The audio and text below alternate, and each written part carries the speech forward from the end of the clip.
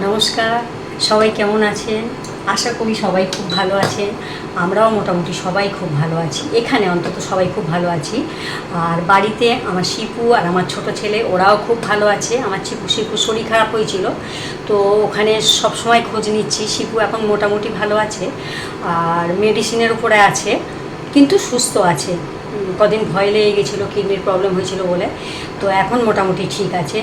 দুবেলা খবর, দুবেলা নয়, 4 বেলা 5 বেলা 6 বেলা সব সময় খোঁজ নিতেই থাকি যে শিবু কেমন আছে। শিবুকে দেখাতে বলি, শিবুকে দেখায়, তো ও ভালো আছে। তো অনেক দিন হয়ে গেল আমি এখানে রয়েছি, কোনো রেসিপি আমি দিতে পারছি না। কেন, বাড়িতে গেলে আমি কন্টিনিউ রেসিপি দেবো। এখানে বৌমার এখানে আছি, ছেলের এখানে আছি, একটা নাতনি আছে, তাকে একটু দেখভাল করতে হচ্ছে। তাই জন্যে রেসিপি ঠিক মতো করে দিচ্ছি না। রান্নার লোক আছে বলে খুব একটা রেসিপির ধারে বাড়ে আসি না। তো আজকে কয়েকদিন ধরে আমরা খুব ইলিশ মাছ খাচ্ছি। আর ইলিশ মাছটা এখানকার ওই রাঁধুনিগুলো করতে পারে না ঠিক মতো করে, ওরা জানে না কো। কেন, দিল্লির তো ওরা, ওই জন্য জানে না। তার রেসিপি আমি ইলিশ মাছটা আমি রোজই রান্না করি, তা কয়েকদিন খাচ্ছি বলে আজকে ইলিশ মাছের মাথাগুলো আজকে কচু আর আলু দিয়ে একটা কারি মতো করব। আসুন দেখাই। 2খানা ইলিশ মাছ এনেছিল, তার 4খানা মাথা হয়েছে। তো বলি একেবারে করে নিই। 4টে মাথা দিয়ে একটা নুন হলুদ মাখিয়ে নিয়েছি, ভালো করে ধুয়ে নিয়েছি আগে, নুন হলুদ মাখিয়ে নিয়েছি। এবার এটাকে ভেজে নেব। তো প্রথমে আমি কড়াইতে তেল দেব।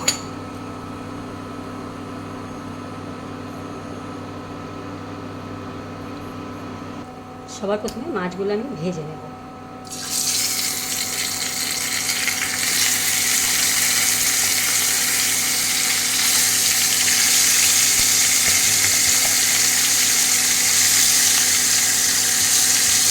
মাছটা বেশ বড়ো, দুটো 2 কিলো, 1 কিলো ওজনের মাছ, মানে দুটোতে 2 কিলো হয়েছিল।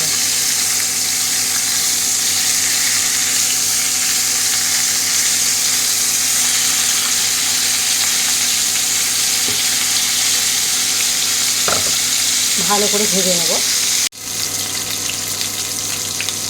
মাছের মাথাগুলো ভাজা হয়ে গেছে, আমি এবার এগুলো এক এক করে উঠিয়ে নেব।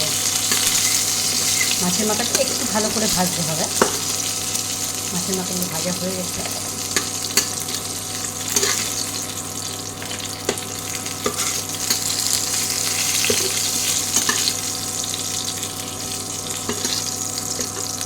সবগুলো উঠিয়ে নিই। আমি এবার এতে কচু আর আলুগুলো দিয়ে দেবো, দিয়ে কষতে থাকবো। এটা গাঁটি কচু আর আলু।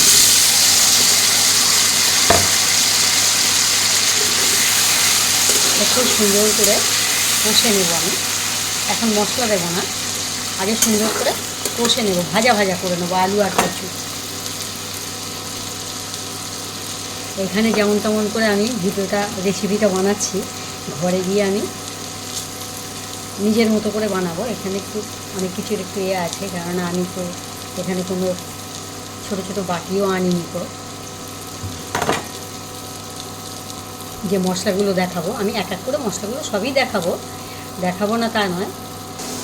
আলু আর কচুটা আমি দাগ দাগ করে ভেজে নিয়েছি। আমি এবার মশলা দেবো। সবার প্রথমে বলি, আমি 1/2 পিস টমেটো নিয়েছি আর 4টে কাঁচা লঙ্কা নিয়েছি, এগুলো চিড়ে নিয়েছি। এবার এর মধ্যে আমি একসাথে হলুদ গুঁড়ো দেবো। হলুদ গুঁড়ো দিলাম। এবার নুন দেবো, তো পরিমাণ মতো নুন দেবো।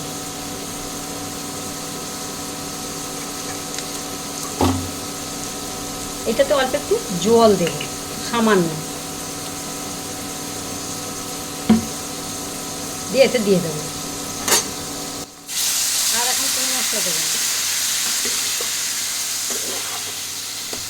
টমেটো দিয়ে আলু, লঙ্কা, হলুদ, নুন দিয়ে একটু কষে নেব।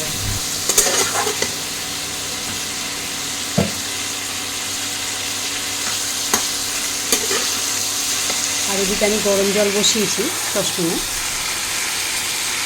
এটাতে গরম জল বসিয়েছি। কচুতে সবসময় গরম জল দিলেই খেতে ভালো লাগে। আর কচু আর আলুটা কষা হয়ে গেলে জল ঢেলে দেবো।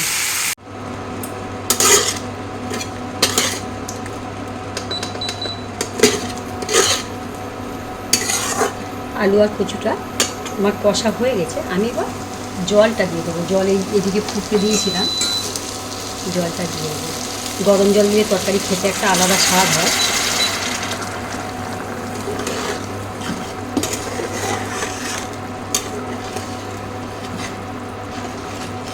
এবার আমি এটাকে ঢাকা দিয়ে সিদ্ধ হতে দেবো।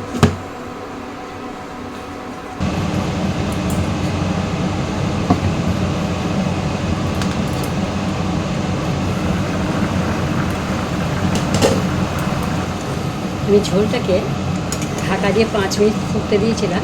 এবার আমি মাছের মাথাগুলো দিয়ে আবারও ঢাকা দিয়ে 5 মিনিট ফুটতে দেবো।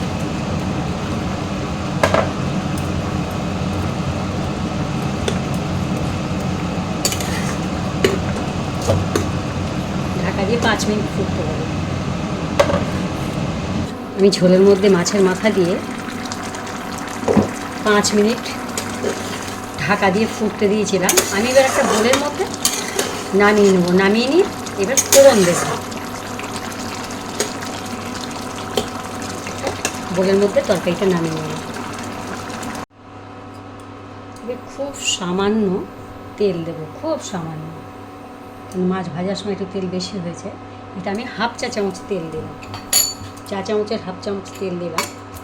আর 1/4 চা চামচ 5 ফোড়ন দিলাম।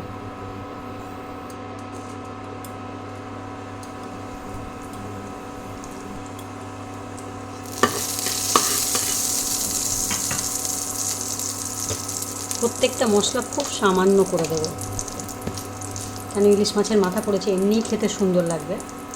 মশলাও নিয়েছি খুব সামান্য। 1/3 চা চামচ লাল লঙ্কার গুঁড়ো। কচুর তরকারি মানেই লাল লঙ্কার গুঁড়ো একটু দিতে হয়, না হলে কচুর তরকারি খেতে ভালো লাগে না। আর জিরা গুঁড়ো নিয়েছি 1/3 চা চামচ। ধনে গুঁড়ো নিয়েছি 1/3 চা চামচ। সব অল্প অল্প মশলা। এটা পরে দেবো, দেখিয়ে দিলাম এতটুকু দেবো। ইলিশ মাছ এমনি ঝোল করলে বেশি তেল লাগে না, কেন ইলিশ মাছে একটু তেল থাকেই। আর এই মাছটা তো সত্যিই খুব ভালো মাছ, সেদিন ভাজার সময় বেশ ভালোই তেল বেরিয়েছিল। হয়ে গেছে। আমি এবার তরকারিটাতে ঢেলে দেবো।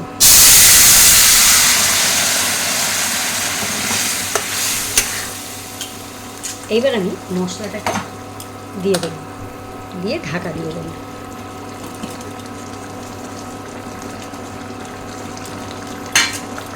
একটু নাড়াচাড়া দিয়ে একটু ঢাকা দিয়ে দেবো। এটা আমি 2-3 মিনিট ফোটাবো।